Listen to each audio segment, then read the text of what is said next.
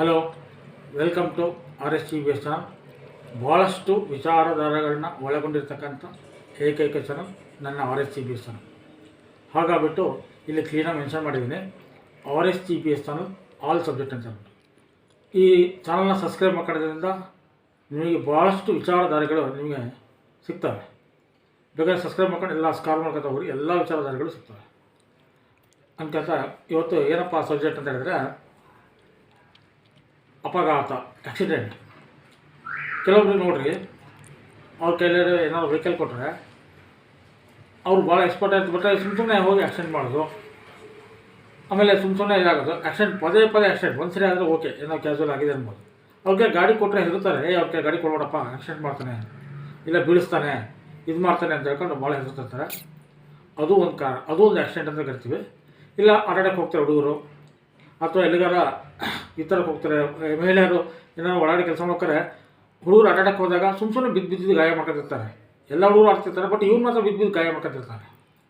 But ಹುಡುಗಿಯರು ಏನಾಗ್ತಿದ್ದಾರೆ, ಮಹಿಳೆಯರು ಏನಾದ್ರು ಅಡುಗೆ ಕೆಲಸ ಮಾಡ್ಕೊಂಡು ಸುಮ್ಮನೆ ಅಂದರೆ ಬೈ ಚಾನ್ಸ್ ಪದೇ ಒಂದು ಸರಿ ಆದರೂ ಓಕೆ, ಪದೇ ಚಾಕುವಿಂದ ಕತ್ತರಿಂದ ಇದಾಗ್ತದೆ. That is also called accident. ಅದಕ್ಕೂ ಆಕ್ಸಿಡೆಂಟ್ ಅಂತಲೇ ಕರಿತೀವಿ.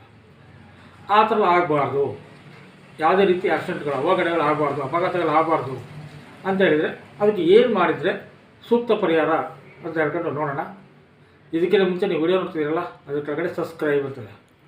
ಈಗೆಲ್ಲ ಅಪ್ಡೇಟ್ ಆಗಿರೋದ್ರಿಂದ ಯೂಟ್ಯೂಬು ಅಲ್ಲಿ RSTBS ಅಂತ ಕಾಣ್ತಾಯಿದೆಯಲ್ಲ, ಅದನ್ನು ಪ್ರೆಸ್ ಮಾಡಿ ಪಕ್ಕದಲ್ಲಿ ಎರಡು ಬೆಲ್ ಐಕಾನ್ ಬಟನ್ ಇದೆ, ಅವೆರಡನ್ನು ಪ್ರೆಸ್ ಮಾಡಿದರೆ ನಾವು ಹಾಕೋ ಪ್ರತಿಯೊಂದು ವಿಡಿಯೋನು ನೋಟಿಫಿಕೇಷನ್ ಆಗಿ ನಿಮಗೆ ಸಿಗುತ್ತೆ.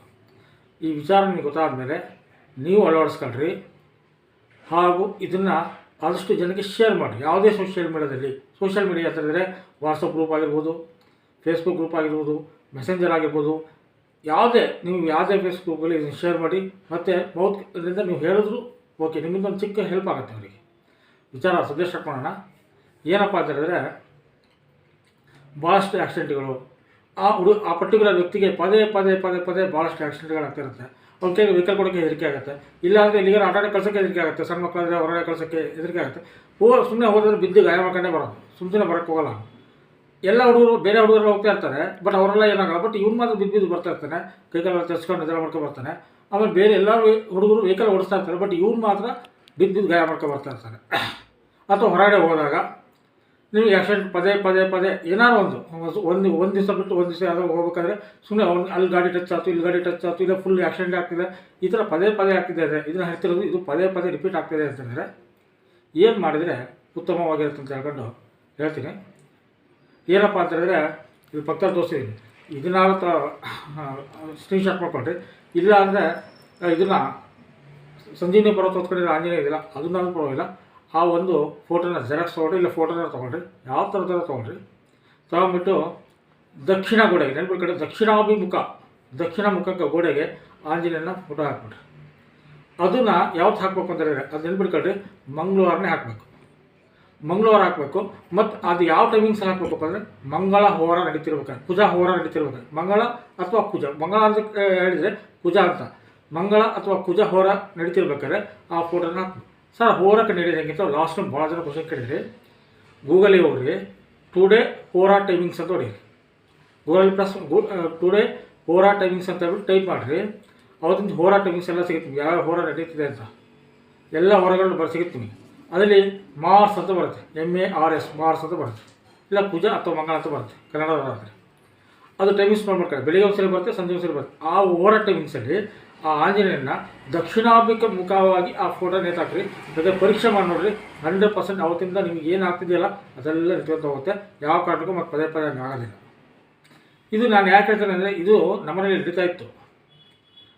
ನಮ್ಮ ಮಗ ಕ್ರಿಕೆಟಿಗೆ ಹೋಗ್ತಾ ಇದ್ದ, ಪದೇ ಬಿದ್ದು ಗಾಯ ಮಾಡ್ಕೊಂಡು ಬರ್ತಾರೆ. ಅವ್ರ ಫ್ರೆಂಡ್ಸ್ ಎಲ್ಲ ಭಾಳ ಚೆನ್ನಾಗಿ ಬರ್ತಿದ್ರು, ಬಟ್ ಇವ್ರು ಮಾತ್ರ ಪದೇ ಬಿದ್ದು ಗಾಯ ಮಾಡ್ಕೊಂಡು ಬರ್ತಿದ್ದಾರೆ. ನನಗೆ ಭಾಳ ಒಂದ್ಸರಿ ಇದಾಗಿಬಿಟ್ಟು ಭಾಳ ಜನಕ್ಕೆ ಕೇಳ್ಬಿಟ್ಟಾಗ ಹಿಂಗೆ ಮಾಡ್ರಿ ಅಂತ ಹೇಳಿದ್ರು. ನಿಜವಾಗ್ಲೂ ಅವತ್ತಿಂದ ನಾನು ಹಾಕಿದ ಮೇಲಿಂದ ಇವತ್ತಿನವರೆಗೂ ಸಣ್ಣ ಪುಟ್ಟ ಆ ಥರ ಮಾಡ್ಕೊಂಡು ಬರ್ತಾಯಿಲ್ಲ. ಅದೇ ಥರ ಅಂದರೆ ಕೈಗೆ ತರ್ಸ್ಕೊಬಾರ್ದು, ಕಾಲು ತರ್ಸ್ಕೊಬಾರ್ದು ಆಗ್ತಿಲ್ಲ. ನನ್ನ ವೈಯಕ್ತಿಕ ಅಭಿಪ್ರಾಯ ಹೇಳ್ತಾ ಇದ್ದೀನಿ, ನನ್ನ ಸ್ವಂತ ಅಭಿಪ್ರಾಯ ಇದು. ದಯವಿಟ್ಟು ಇದು ಮಾಡೋದ್ರಿಂದ ನಿಮಗೆ ಅನುಕೂಲ ಆಗುತ್ತೆ. ಆಮೇಲೆ ಎಲ್ಲಿಗಾರ ಹೊರಗಡೆ ಪ್ರವಾಸಕ್ಕೆ ಹೋಗ್ತಾ ಇದ್ದೀರಾ, ಇದಕ್ಕೆ ಎಲ್ಲಿಗಾರ ಹೋಗ್ತಾ ಇದ್ದೀರಾ, ಹೊರಗಡೆ ಎಲ್ಲಿಗಾರ ಹೋಗ್ತಾ ಇದ್ದೀರಾ, ಎಲ್ಲಿಗಾರ ವೆಹಿಕಲಲ್ಲಿ ಹೋಗ್ತಾ ಇದ್ದೀರಾ, ಅಥವಾ ಹೊರಗಡೆ ಎಲ್ಲಿಗಾರ ವೆಹಿಕಲಿಂದ ಹೋಗೋ ಸುರಕ್ಷಿತ ಬರ್ಬೇಕಂದ್ರೆ ನೀವು ಅದೇ ಆಂಜನೇಯಂಗೆ ನಿಮ್ಮ ಮನೆಯಿಂದ ಯಾರು ಡ್ರೈವ್ ಮಾಡ್ಕೊಂಡು ಹೋಗ್ತಿಲ್ಲ ಅವರೆಲ್ಲರೂ ನಿಮ್ಮಲ್ಲಿ ಯಾರಿದ್ದೀರೋ ಆಂಜನೇಯ ಮುಟ್ಟಿ ನಮಸ್ಕಾರ ಮಾಡಿ ಸುಖವಾಗಿ ಆಂಜನೇಯ ಕರ್ಕೊಂಡು ಹೋದ್ರು, ಸುಖವಾಗಿ ಕರ್ಕೊಬಂದರು, ಮನೆ ಕರ್ಕೊಬಂದು ತಲುಪಿಸಿದ್ರು ಅಂತ ಹೇಳ್ಕೊಂಡು ಹೋಗ್ರಿ. ನೀವು ನಿಮ್ಮ ಜರ್ನಿ ಏನಿರುತ್ತಲ್ಲ ಈಜಿಯಾಗಿ ಹೋಗಿ ಈಜಿಯಾಗಿ ಬರ್ತಾನೆ, ನಿಮ್ಮ ಜೊತೆಗೆ ಆಂಜನೇಯ ಇರ್ತಾನೆ. ಯಾಕಂದರೆ ಪರೀಕ್ಷೆ ನೋಡಿರಿ, ನೀವು ಹೋಗೋ ಟೈಮಲ್ಲಿ ಎಲ್ಲೂ ಹೋಗೋಣ ಆದರೆ ಯಾವುದೇ ರೀತಿ ನಿಮಗೆ ಬ್ಯಾಡ್ ಇದು ಇನ್ಸಿಡೆಂಟ್ ನಡೆಯ ಆಗೋದಿಲ್ಲ. ಆಂಜನೇಯ ನಮ್ಮ ಜೊತೆ ಬಂದರು, ಸುಖವಾಗಿ ಕರ್ಕೊಂಡು ಹೋದ್ರು, ಸುಖವಾಗಿ ಕರ್ಕೊಬಂದರು. ಇಷ್ಟು ಹೇಳ್ಕೊಂಡು ಅಷ್ಟೇ, ಇಷ್ಟು ಹೇಳ್ರಿ.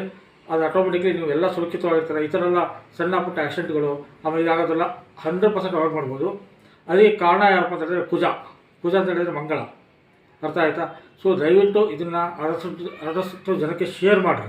ಶೇರ್ ಮಾಡೋದ್ರಿಂದ ನಿಮ್ಮಿಂದ ಒಂದು ಚಿಕ್ಕ ಹೆಲ್ಪ್ ಆಗುತ್ತೆ. ನನ್ನೊಂದು ಎಕ್ಸಾಂಪಲ್ ಕೊಟ್ಟೆ, ಇವತ್ತು ಮಾತ್ರ ನನ್ನದೇ ಎಕ್ಸಾಂಪಲ್ ಕೊಟ್ಟಿದ್ದೀನಿ. ನನ್ನ ವೈಯಕ್ತಿಕ ಜೀವನದಲ್ಲಿ ಆಗಿರೋ ಎಕ್ಸಾಂಪಲ್ಗಳೇ ಕೊಟ್ಟಿದ್ದೀನಿ.